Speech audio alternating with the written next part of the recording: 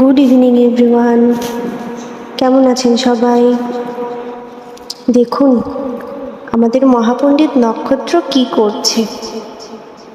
সকালবেলা পায়েস করে রেখেছিলাম যে খাবে, কিন্তু আসলে সারাদিন মনেই ছিল না যে পায়েস করেছি। তারপর সন্ধ্যাবেলা মনে হলো যে সন্ধ্যার টিফিনে ওদের পায়েস দিই। এখন নক্ষত্র ওরা আবার বায়নাটা খুব কম করে, তারপরেও হঠাৎ হঠাৎ খুবই বায়না করে, যেমন হচ্ছে পায়েস খাবে, লুচি ছাড়া খাবে না। তখন আমি বলে ফেলছি ঠিক আছে তাহলে বানিয়ে খাও। যেই কথা সেই কাজ, সে বলে আমাকে কি কি লাগবে আমাকে দাও, আমি করে দিচ্ছি। তারপর আমিও হেল্প করলাম, আমি হচ্ছে ওই ময়দা বের করলাম, প্লাস যা যা লাগে লুচির মানে ময়ামটা বানানোর জন্য সব কিছু দিলাম। সে হচ্ছে এই যে ভালো করে মিশিয়ে দিচ্ছে, দেখুন কত সুন্দর করে সে মিশাচ্ছে। আবার আমাকে বলছে মামুনি তুমি কি সবসময় এভাবে করো?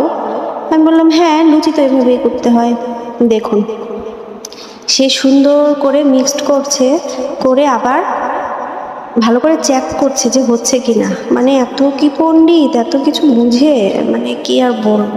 যাই হোক, সে দেখতে পারবেন স্টেপ বাই স্টেপ সে কিভাবে কাজগুলো করেছে।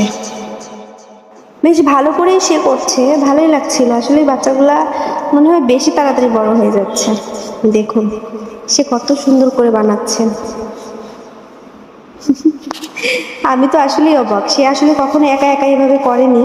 আমি পাশে থাকি, রুটি করতে পারে, রুটি মানে বেলতে পারে, একটু একটু ভাজতেও পারে। একদিন একটা ভিডিও হয়তো আপনারা দেখেছেন, এই যে দেখুন সে ফ্রিজেও রেখে দিচ্ছে, বলে ফ্রিজে রাখবো কিছুক্ষণ সময়, তারপর এগুলো আমি বেলবো। তারপর হচ্ছে আমার মা আছে এখানে, মা বলছে যে আমি করি। তার মা মনে হয় 2-3টা করেছিল, কিন্তু নক্ষত্র দিবেই না।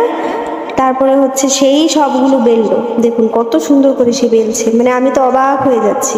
আর আমি আসলেই মানে তেলটা খুব অ্যাভয়েড করি, প্লাস আমি মানে ময়ামটা এমনভাবে বানাই যেন আমার এক্সট্রা তেল না দিতে হয়, অথবা ওই যে সে যে রুটিটার মতন বেলছে এখানে যেন আমার কোনো এক্সট্রা তেল বা ময়দা ইউজ করতে না হয়। আমি ওভাবেই করি, মানে আমি খুব কম সময়ই হয় যে আমি মানে তেলটা ইউজ করি। আর এটা হচ্ছে রুটির তাওয়া, আর রুটির তাওয়াতে যেহেতু সকালে রুটি বানানো হয়েছিল, মানে তাওয়াটা ওয়াশ করা হয়নি, ওভাবেই মানে পলিথিনে ভরে তাওয়াটা রেখে দিয়েছিলাম। এজন্য আমার আসলে এক্সট্রা কিছুই দিতে লাগেনি, এটাও একটা প্লাস পয়েন্ট। এই যে দেখুন সে অনেকগুলো লুচি ভেজে নিয়েছে। আর এদিক দিয়ে মহাপণ্ডিত জ্যোতিষ্ক, সে তো মনে করেন লুচি দিয়ে খেলা শুরু করেছে। লুচির ওই সে হচ্ছে গুল গুল করে বানাবে, তারপর বানাচ্ছে এই যে নক্ষত্র, কত সুন্দর সে বানাচ্ছে। এই যে জ্যোতিষ্ক আবার খেলতে খেলতে পড়েও গেল। দেখুন এই সবগুলো নক্ষত্র বানিয়েছে। আমার মা মনে হয় 2-3টা বানিয়েছিল,